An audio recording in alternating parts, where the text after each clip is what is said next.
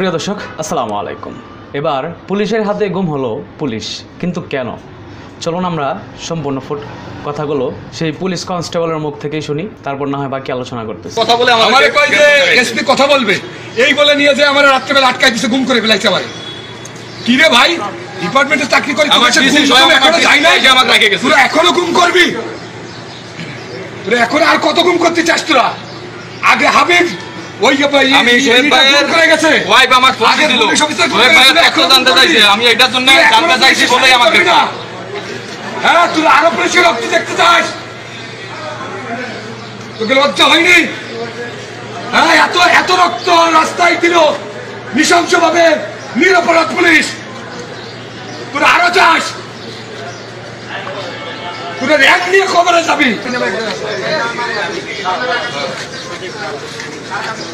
কোনটাই যাবে? এইটাই আচ্ছা, সমস্যা সমস্যা আমাদের রাত্রেবেলা গুম করছে, আমার অপরাধ পুরো গুম করছে আমারে। খোঁজ চাইছি, এটাই আমার অপরাধ। ঠিক আছে, আমাদের রাত্রেবেলা আমার গুম করছে। কোথায় গেল, কাকে নিয়ে গেল, এটা খোঁজ চাওয়া না? হ্যাঁ,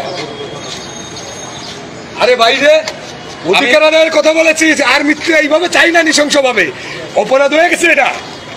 হ্যাঁ, বাংলাদেশ পুলিশ বাহিনীতে এটা অপরাধ হয়ে গেছে। আমারে বলে যে আইজি স্যার কথা বলবে, তুমি আসো। আমার যাই আমার ফোন নিয়ে আমার রুমের মধ্যে তালা মারে, আমার সারা রাত বলে আমি আমি চিল্লাইছি, আমার রুম খোলে না। আমি কোথায় আছি, কি আছি, কারা তালা মারলো আমি এটাও জানি না। কি রে ভাই, পুলিশের চাকরি করে তুই পুলিশটাই গুম করে দিচ্ছিস? আজকে পুলিশের অধিকার নিয়ে কথা বলতে আজকে এটার জন্যই তো আমরা লড়াই করতেছি। সেই যদি আমাদের এরকম অবস্থায় ফেলায়, তাহলে কেমনে হবে? কি আমার এখানে এসে বলে নাকি আমাকে কিনে ইন্ধন দিচ্ছে? খানকিতে কোন খানকির চালে ইন্ধন দেবে? কে কথা বলছে আমাদের পক্ষে? আমরা নিজেরাই কথা বলছি পুলিশের পক্ষে। স্যার বললো যে আমি আমার স্যারের সাথে কথা বলা অফিসার, সিনিয়র অফিসার কুটাপে নিয়ে কথা বলবে, কুটাপে নিয়ে কথা বলার কথা বলে আমারে কই যে এসপি কথা বলবে, এই বলে নিয়ে যে আমার রাত্রেবেলা আটকাই দিছে, গুম করে ফেলাইছে আমারে। কি রে ভাই, ডিপার্টমেন্টে চাকরি করি, আমার ডিসি সাহেব এখনো যাই নাই, যে আমাকে রেখে গেছে। তোরা এখনো গুম করবি? তোরা এখন আর কত গুম করতে চাস তোরা?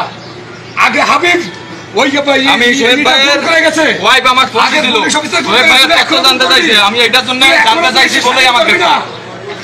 হ্যাঁ, তুই আরো পুলিশের রক্ত দেখতে চাস? তোকে লজ্জা হয়নি? হ্যাঁ, এত এত রক্ত রাস্তায় দিল নৃশংস ভাবে নিরপরাধ পুলিশ। তোরা আরো চাস?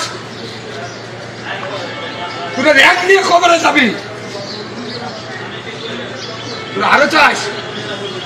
আরে ফেলে দেবে, মারবে। তো আপনারা যে ফুটেজটা দেখলেন, উনি হচ্ছেন শোয়েব কনস্টেবল। আপনারা জানেন গত 5ই আগস্ট গণ অভ্যুত্থানে স্বৈরাচার শেখ হাসিনা দেশে পলানোর পর পুলিশ কর্মবিরতিতে যায় এবং পুলিশের অনেক সদস্য তারা নিহত হয়। তো এইটারই প্রতিবাদে সে একটা আন্দোলনের ডাক দিয়েছিল, সেটা হচ্ছে 11 দফার আন্দোলন। এবং পুলিশ তারা স্বতন্ত্র থাকতে চাইছিল, যে কোনো আপনার সরকারের কোনো মন্ত্রীর, যেমন আমরা এই মুহূর্তে যে আমরা স্বৈরাচারের যে সময় গেছে, স্বরাষ্ট্রমন্ত্রীর আন্ডারে ছিল পুলিশ প্রশাসন। যেই কারণে পুলিশরা যেভাবে ব্যবহার করার প্রয়োজন পড়ছে, তারা সেইভাবেই ব্যবহার করছে এবং তারা সেইভাবে ব্যবহার হইতে বাধ্য ছিল। বাধ্য হইতে গিয়ে কিন্তু আজকে তাদের অনেক ভাইয়ের প্রাণ গেছে, যেমন হাজার হাজার ছাত্র মারা গেছে, ঠিক তেমনি শত শত পুলিশও কিন্তু মারা গেছে। তো এইটা যেন না হয় দ্বিতীয়বার, এই জন্য তার দাবিগুলো ছিল এরকম। তো আমার মনে হয় একজন এই স্বাধীন দেশে তার এই স্বাধীন তার মতামত প্রকাশ করার মতো স্বাধীনতা অবশ্যই তার আছে, এবং সেই হিসেবে সে এই মতামতগুলো প্রকাশ করছে। এই জায়গায় তাকে গ্রেপ্তার করা বা তাকে গুম করা, এই বিষয় নিয়ে যদি হয়, এটা আসলে কোনোভাবেই কাম্য নয়, বা এইটা আমরা কোনোভাবেই এটা মেনে নেওয়ার মতো না।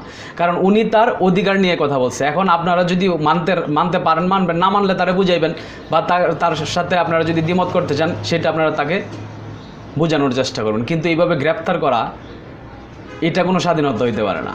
বা একজন তার যদি সমস্যা সে উপস্থাপন না করতে পারে একটা সংস্কারের কাছে, তাদের সমস্যা যদি সে উপস্থাপন না করতে পারে, তখন আসলে তাদের আর কোনো গুরুত্ব থাকে না। যেমন আমি গতকালকে একটা ফুটেজ দেখলাম, হাইওয়ে রোডে যখন ট্রাফিক নিয়ন্ত্রণ করতেছে একজন সে পাতি নেতা দেখলাম, উনি আপনার বাই রোডে ঢুকছে, উল্টা ঢুকছে। তাকে প্রশ্ন করার যখন তাকে প্রশ্ন করলো যে কেন উল্টা ঢোকা হয়েছে, বা তার লাইসেন্স কোথায়, তার হেলমেট কোথায়, সে এমন একটা রিয়াকশন দেখাইলো বা এমন একটা বিহেভ করলো পুলিশের সাথে, যেন মনে হচ্ছে তারা নতুন করে তাদের কেনা গোলামে পরিণত হয়েছে এবং তাদের সাথে যা ইচ্ছা তা বিহেভ করতে পারে। ঠিক আছে, তো এই যদি পরিণত হয়, তাহলে আমাদের পুলিশ কিন্তু আবারও মানে ওই স্বৈরাচারের কাতারে চলে যাবে এবং স্বৈরাচারের দাসত্ব বরণ করতে হবে। তো এই জন্য মানে তার যে দাবিগুলো আমার মনে হয় যে এটা অযৌক্তিক না, ঠিক আছে, এটা নিয়ে বিবেচনা করা উচিত বা তার সাথে আলোচনা করা উচিত। এইভাবে তাকে গ্রেপ্তার করা বা এইভাবে তাকে মানে আদালতে তোলা, এটা মনে হয় আসলে পুলিশ প্রশাসনের জন্য লজ্জাজনক। যারা মানে আপনার জুনিয়র লেভেলে আছেন, আমরা তো দেখছি যে আসলে মাঠে কারা কাজ করছে আর উপরে কারা বসে রয়েছে। মাঠে কিন্তু ওই কনস্টেবল হাবিলদার যারা আছেন, এই আপনার মানে এসআই পর্যন্ত যারা ছিল, তারাই কিন্তু মাঠের ভিতরে আপনার জীবন দিতে হয়েছে। আর এর উপরের লেভেলের যারা আছেন তারা কিন্তু এসি রুমে বসেই নির্দেশনা দিছে। তো এই জায়গায় তাদেরকে আসলে মানে গুরুত্ব দেওয়া উচিত, তাদের মতামতগুলোও নেওয়া উচিত। তো যাই হোক, আমার কথা যদি ভুলভ্রান্তি হয়ে থাকে, আইন সম্পর্কে যেহেতু আমার তেমন কোনো অভিজ্ঞতা নাই, অবশ্যই ক্ষমার দৃষ্টিতে দেখবেন। তবে এখানে মনে হয়েছে যে তার প্রতি অন্যায় করা হয়েছে, এই জন্য আমি এই কথাগুলো বললাম। ভালো থাকবেন সকলে, আসসালামু আলাইকুম।